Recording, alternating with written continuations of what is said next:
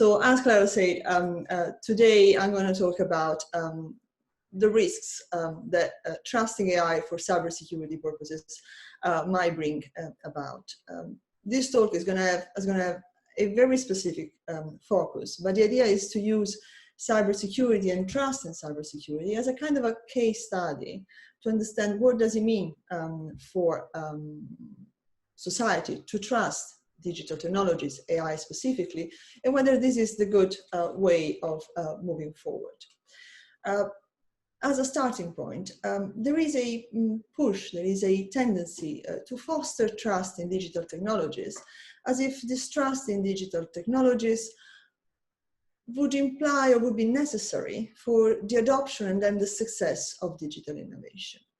The underpinning approach to this talk today is to argue that actually digital innovation can be successful, can be valid, and can drive society into a better place without having to rely on trust, and that we should avoid the so-called trust and forget approaches.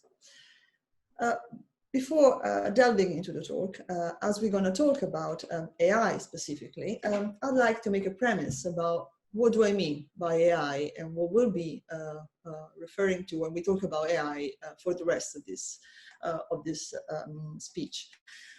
There is a lot of hype and a lot of science fiction about this technology. The idea of terminators, machines that are going to come and conquer us all, enslave, kill us all. These are all good points when you write novels. Nothing to do with research, nothing to do with science. So for the rest of this talk, I'll consider AI as a growing resource of interactive, autonomous, and self-learning agency, which can be used to perform tasks that would otherwise require human intelligence to be executed successfully. Now, there are 2 points to this slide, which I like to stress with you. So the first is about the kind of intelligence we're talking about. AI performs tasks that if I were to perform, that would require some forms of intelligence. It's a mimic technology. It does not have any kind of intelligence as we would consider the one of a human being. The second point has to do with the nature of this technology. So AI is a form of interactive, autonomous, and self-learning agency. And this is what makes it a unique technology. And this is where all the ethical problems that we're going to discuss later today stem from.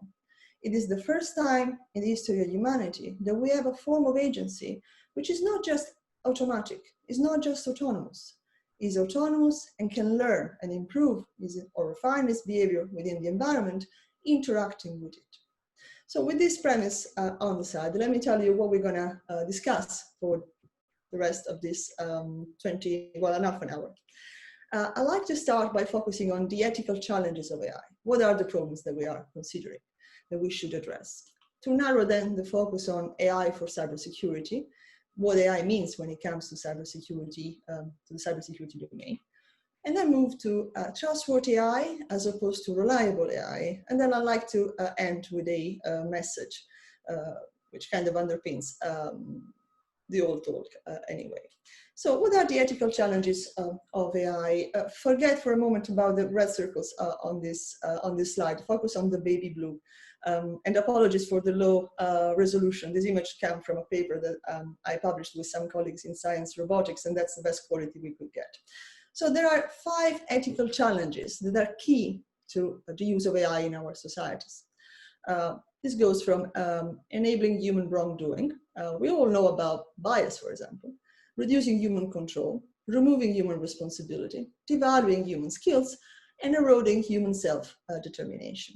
I'm not going to delve in all these 5 challenges, but 3 are very important when we think about cybersecurity. The first has to do with control. There is an expression which has become quite popular these days. It is a black box. AI is increasingly considered a black box, which means that given an input and an output, we don't know which processes have determined the output.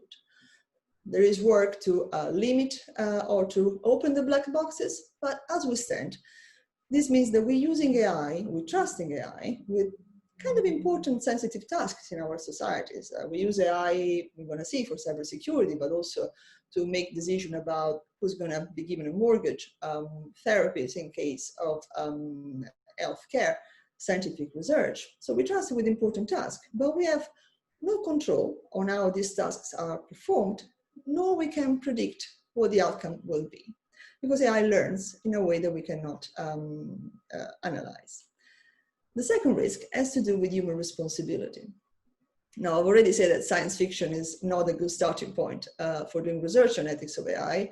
And now I'm showing you a picture with Rachel from Blade Runner. Why is it there?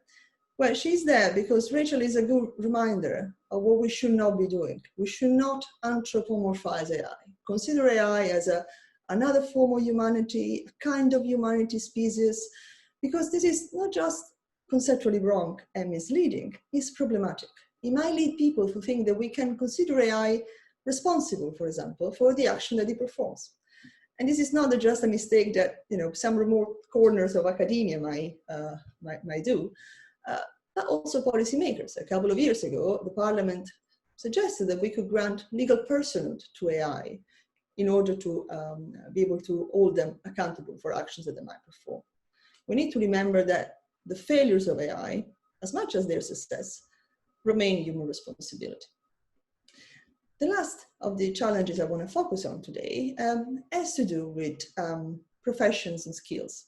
So there is a lot of debate about whether AI is going to cause quite a big loss of jobs for people, and so alter the structure of society. I'm not going to discuss that. There are not yet sufficiently robust data to make sensible analysis. What I want to discuss is this: making sure that while we delegate the task to AI, whether the task is landing a plane, reading an X-ray, as we're going to see, maintain security into infrastructure, we don't give up the skills. We still want pilots to be able to land a plane. We still want doctors to be able to read an X-ray, because otherwise we won't know when AI makes a mistake. We won't know how to resolve a situation when AI does not work. Now, these are the challenges that we have in mind when we face the role of AI in cybersecurity. This is an old picture, comes from 2014, and is a very known picture, well-known picture if you work in the cybersecurity domain. The picture is a snapshot of a dynamic map that Norse, which is a cybersecurity company, provides on its website. And the map tracks cyber attacks going on in every corner of the world at any point in time. Now, this picture has become famous because it shows more than 4,000 cyber attacks going on within the span of a minute. And you may think, well, okay, it was 2014. We really weren't that good at cybersecurity. We didn't have so many experts and resources behind it. For sure, the situation is much better now. Not really. Last year, the World Economic Forum Global Risk Report indicated that cyber attacks rank among the top 5 sources of severe global risks. The same report reported pandemic among one of these risks. So it's kind of a reliable tool. In 2018, cyber attacks comprised and compromised more than 4.5 billion records in the first 6 months of the year. It was doubling the figure of the 6 months of the year before. And Microsoft tells us that in 2018, attacks were faster and relying on new forms of technologies, which means harder to be tempered, harder to be stopped. And this is not considering the pandemic. We know that during the pandemic, cyber attacks have become exponential. Among people who work in cybersecurity, the pandemic is defined as one of the largest cybersecurity emergencies we have ever seen. Why is this happening? Just as a little detour. Cyber attacks and cyber dynamics in terms of security are very peculiar. When you're planning to launch an attack which is not kinetic, so it's remaining within the cybersphere, you are by default in a kind of a better position than if you are defending. Attacks are quite likely to be successful, and even if they're not, it's very hard for you to be caught. So this means that there is always an incentive to attack rather than to defend. Offend and defense are always in constant contact in cyberspace, and this makes cyberspace what we call a weaponized environment. So an environment where everybody leans towards attack rather than towards defending. And this is a very much of a vicious cycle, which we're going to see grow and grow over the next years, unfortunately. Now, AI can play a key role in this context, quite a big, important one. Let me just move this one here. In three ways. AI can help us in improving system robustness, which means we can use AI to correct software, to verify and validate software, making sure that it is not weak, that it has no bugs. AI can help us in responding to attacks. We've seen this in 2016 in the US with the so-called DARPA Cyber Challenge. AI system can identify the source of an attack and can respond to this attack. And AI can help us to make systems more resilient. That means identifying attacks going into a system and stop them before they become too successful or too aggressive. For each of these challenges, for each of these possible uses, there are important ethical risks to consider. One goes back to control. You might remember, if we use AI to make systems robust, so if we use AI to make systems which are more solid from a logical engineering point of view, but we have no control, we have no access to this technology, how are we making sure that AI is doing what it is supposed to do? Responsibilities. Cyber attacks have a time frame which is below the minute. So if an attack occurs and there is a response in a very short frame of time, how do we make sure that the response is what we meant it to be? And who's responsible if something was wrong? And finally, skills and rights. If a system is constantly monitored by an AI system to make sure that we can identify attacks, well, does this mean that we are also monitoring, for example, all the users of the systems, all the information that goes on in the system, and also the skills? You might remember the plane and the doctors. If cyber analysts don't know anymore what an attack looks like because AI identifies them, well, what happens when AI does not work? Now, notwithstanding these three sorts of risks, AI is conquering prominent role in cybersecurity. Governments like Australia, China, Japan, France, the UK, they rely on AI as a capability to maintain the security of key national infrastructures, hospital, train systems, communications. And AI is becoming also a key factor in the cybersecurity market. The value on the market of AI for cybersecurity in 2016 was $1 billion. Estimates say that in 4 years' time, it will be worth more than $36 billion. So it's quite of a skyrocketing value there. And this is why we see all this push on making AI trustworthy. Why do we want AI to be trustworthy? Why the narrative is so focusing so much on trust? Now, this slide is a logical implication. So it's written left to right, but should be read right to left. So in order to adopt AI, we want AI to be trustworthy. We want to have trust in AI. And trust is this kind of a big, fuzzy concept. If you ask a psychologist about trust, he or she will give you a different definition than an economist, than an historian, than a computer scientist. And this is where a philosopher like myself might come handy in understanding at the root what trust means and what the implications of this concept are. So trust is nothing but a way of delegating a task without controlling the way that task is performed. It is delegation with no control. And it's based on the assessment of trustworthiness of the trustee. Now, it sounds a little bit weird, but the trustee is the agent whom we trust, and trustworthiness is the quality of this agent with respect to our decision to delegate and not control a task. Now, for many people, trustworthiness is just a synonym of reputation. If you have a good reputation, then you are trustworthy.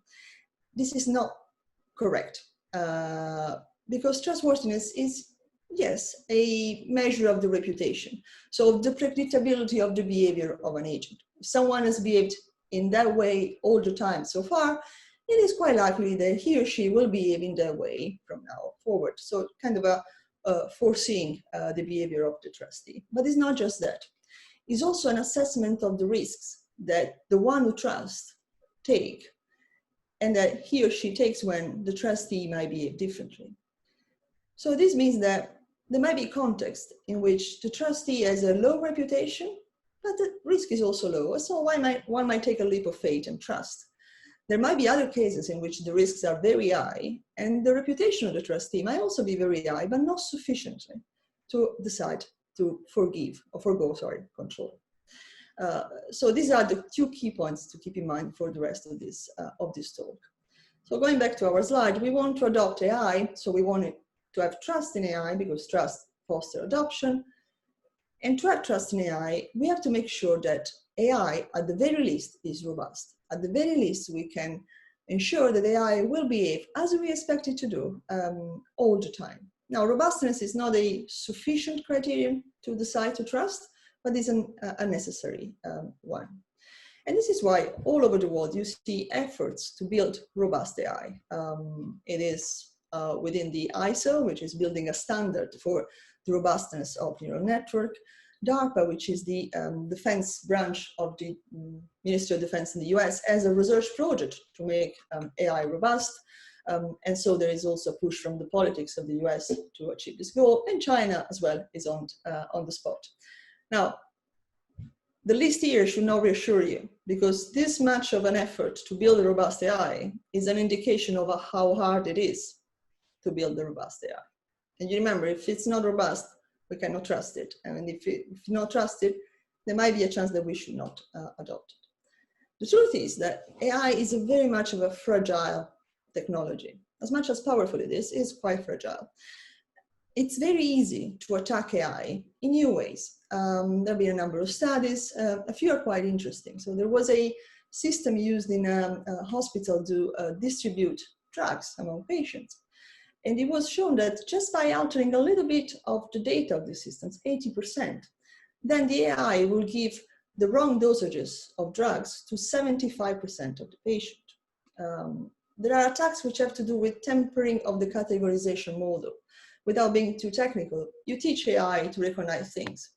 And it has been shown that by just fabricating a little bit of an item, you can actually make it a recognition of things quite problematic. In this specific study I'm referring to, the scientists built a 3D model of a turtle such that it would confuse the AI and make it identify rifles as turtles throughout its working. And then you have backdoors, which are the more problematic, or the most problematic one. Backdoors are association within the AI system. So you see, for example, a stop sign, and then you stop the car that might be driven by AI. A little change into this association, what is called a trigger, prompts a different behavior. And in this case, for example, there was a study that changed the association so that some stop signs which had a sticker on would be read by the AI system as speed limits, which means that if you had a car which used that AI system, the car will not stop at the crossroad. These are technical details and are not very important to the rest of the talk. What is important is that attacks to AI these days, they have become much more problematic than attacks that we used to have to non-AI systems. Because we've gone from attacks which would lead to the extraction of information and the disruption of information in a system to attacks which will control the system, perhaps without the owner or the user of the system ever knowing about that. So what does this mean? Well, it means that the robustness of AI is something that we cannot really bet on. AI systems work managing, digesting a lot of data, and each of those data can be a source of perturbation. So the source of perturbation is astronomically large. It takes 1 pixel in a picture to confuse an AI image recognition system. Technically speaking, computer scientists will say that AI robustness is computationally intractable. It's not impossible, but you cannot really do it in a feasible way. And if AI cannot be robust in a feasible, pragmatic, realistic way, as we've seen so far, well, how does trust work? How can we trust it? And here is the dilemma. So trust becomes a double-edged sword. On the one side, we want trust because it helps us adopting these technologies, and using AI, but also digital technologies for good, for purposes which we're going to see in a moment are important in our societies.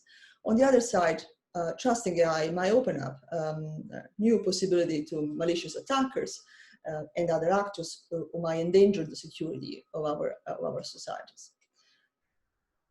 What is the solution? So am I saying that it's not trustworthy, so we should not adopt it? And you remember the equation I had in my previous slide. Not quite so. There are nuances which we should keep in mind. We need to keep in mind that AI is a form of dynamic and self-learning systems and agency. And so we can use AI, but we should maintain some forms of control and monitoring that go from the design and development to the deployment stage. And so we should move from a trustworthy AI to an AI which is reliable. And how do we do that? The main objection that I hear when I talk about making AI reliable by talking about control and monitoring is that, well, it's not feasible. You cannot control a system. You cannot have a man or a woman on the loop all the time. Remember, AI and cyber attacks, they go quick. It's super fast. There is no way that a human can understand what's happening when what is happening takes like a millisecond, 2 milliseconds.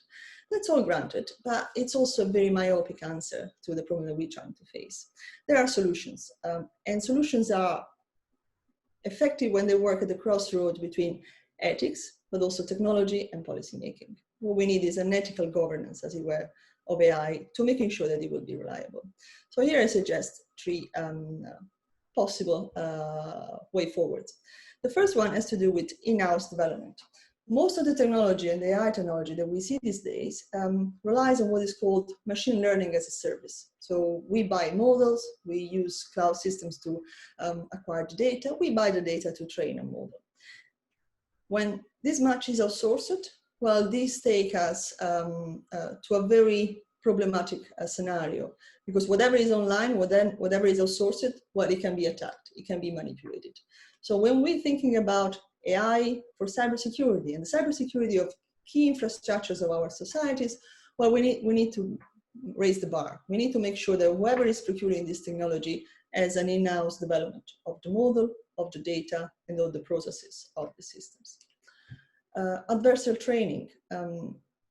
AI learns, as we said at the beginning of this talk, and he learns much better when he does that with another system, even better when he does it against another system, when there is a system which plays the so-called red teams, constantly attacking, constantly poking. This is already a practice. Adversarial training is already in place. What is not defined is the level of refinement of the adversarial training. How difficult should it be? And this is a decision that policymakers need to make, and is a very important one. And finally, forms of parallel and dynamic monitoring. So I'm not suggesting a woman or a man on the loop. I agree it's infeasible. And I'm not even suggesting what is called a twin system, a digital twin. So we have one system deployed in one context, and then we have a simulation that works on the side, and we kind of keep a track of both. No, that's not what we're considering here. What we can do is to deploy different systems, one in silicon and one in the wet world, one in reality, and to use the one that we deploy in silicon to offer a benchmark to tell us how the system should behave, so that we can know when the system deployed in reality is behaving differently from our expectations. And this is also something that can be mandated by policymakers and is already feasible in terms of, let's say, engineering and technology. So I don't have much time, a few minutes left, but I think I'll use it to convey my messages here. Recalling our definition of AI as a growing resource of interactive, autonomous, and self-learning agency, well, it's clear that because of this dynamic, constant refinement of this technology, we cannot use it in a way in which we forget to control and monitor it. We have to think about forms of use which envisage delegation, but also some form of control. This is something that is already, for example, considered in the OECD principles for AI, specifically one which states that AI systems must function in a robust, secure, and safe way throughout their life cycles, And potential risks should be continually assessed and monitored. It's not just risks, it's the functioning on which we have to focus. And it is key to maintain at the center of the focus when we use AI for cybersecurity. Now, as I said at the beginning of this talk, we take AI for cybersecurity as a case study for a broader analysis on the ethical implication of the use of digital technologies. And this takes me to the last part of the talk. Over the past years, expressions like the information society, the information revolution, the digital revolution, the digital transformation, AI, they've become very popular, much more than they ever was when I started my PhD. And they tell us that we've developed an environment in which information technologies, digital technologies, AI, have become essential. They have become something on which we depend, and I'm sure Luciano will tell you later on today, we expect to depend as members of the mature information societies. What is the trick here is to make sure that these dependencies, this reliance on digital technologies is leading us into the right direction. For example, that we can make sure that societies which are increasingly more digital are societies in which we can respect and foster human flourishing all the time. So societies in which more digital means more humanness. And how we do that? It's quite hard.